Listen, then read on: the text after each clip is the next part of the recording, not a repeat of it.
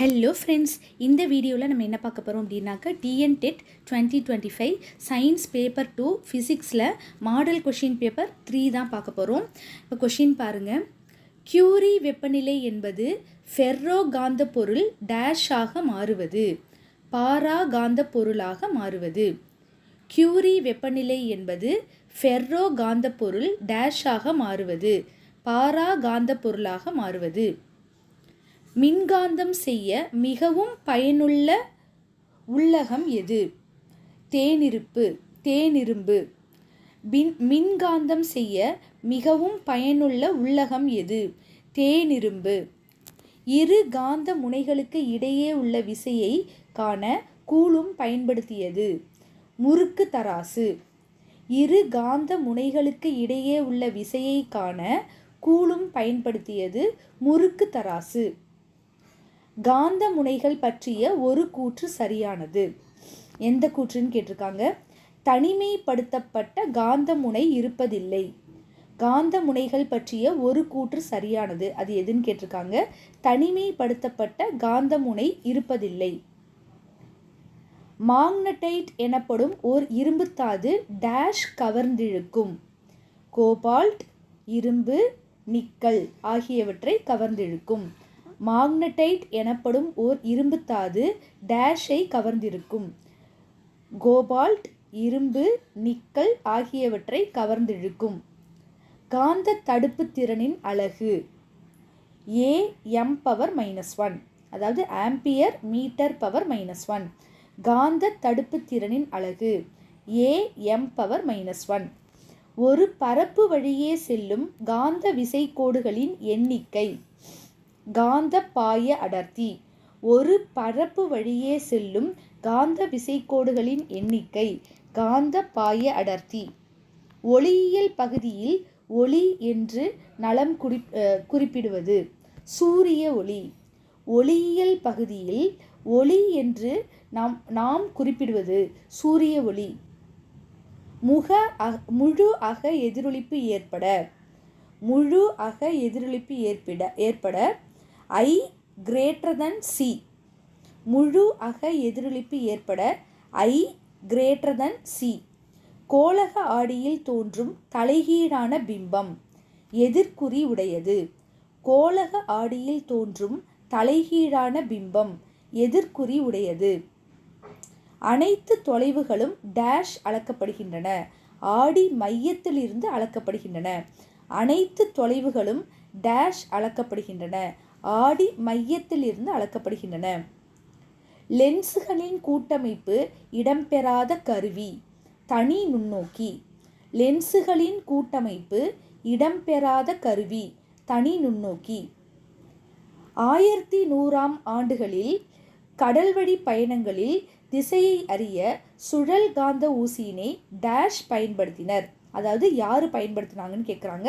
சீனர்கள் தான் இதை பயன்படுத்தினாங்களாம். 1100ஆம் ஆண்டுகளில் கடல்வழி பயணங்களில் திசையை அறிய சுழல் காந்த ஊசியினை சீனர்கள் பயன்படுத்தினர். காந்தவியலின் அடிப்படை கோட்பாடுகளை நிறுவியவர் கில்பர்ட். காந்தவியலின் அடிப்படை கோட்பாடுகளை நிறுவியவர் கில்பர்ட்.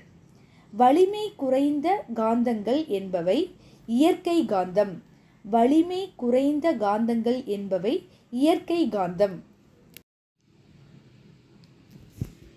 புவியின் நடுவரை கோட்டில் காந்த சரிவு 0°.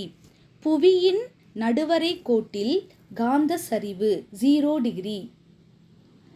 புவியின் காந்த முனைகள் புவியியல் துருவங்களுக்கு அருகில் உள்ளன. ஒரு காந்த ஊசியின் வடமுனை புவியியல் வடமுனையை நோக்கி நிற்பதால் அதற்கு அருகில் உள்ள புவிகாந்த முனை புவிகாந்த வடமுனை என்று அழைக்கப்படுகிறது. புவியின் காந்த முனைகள் புவியியல் துருவங்களுக்கு அருகில் உள்ளன. ஒரு காந்த ஊசியின் வடமுனை புவியியல் வடமுனையை நோக்கி நிற்பதால் அதற்கு அருகில் உள்ள புவிகாந்த முனை என்னன்னு சொல்லுவாங்க அப்படின்னு கேட்டிருக்காங்க. புவிகாந்த வடமுனை என்று அழைக்கப்படுகிறது. ஊடகத்தின் தேவையின்றி பரவுவது. மின்காந்த அலை. ஊடகத்தில் தேவையின்றி பரவுவது மின்காந்த அலை. வாயுக்களின் குறுக்கலைகள் பரவ முடியாது ஏன்? ஒட்டுதல் பண்பு இல்லை. வாயுக்களில் குறுக்கலைகள் பரவ முடியாது ஏன்? ஒட்டுதல் பண்பு இல்லை. கீழ்கண்டவற்றுள் எது குறுக்கலை அல்ல? ஒளி அலை, அதாவது சவுண்ட் வேவ்ஸ். சரியா? ஒளிங்கிறது இந்த இடத்துல சவுண்ட் வேவ்ஸ். கீழ்கண்டவற்றுள் எது குறுக்கலை அல்ல? ஒளி அலை, அதாவது சவுண்ட் வேவ்ஸ். மற்றதெல்லாம் கண்ணுறு அலை, வயலின் இசைக்கருவியில் ஏற்படும் அலை, மின்காந்த அலை, இதெல்லாமே குறுக்கலைன்னு தான் சொல்லுவோம். ஒளி அலை, அதாவது சவுண்ட் வேவ்ஸ் மட்டும் குறுக்கலை கிடையாது.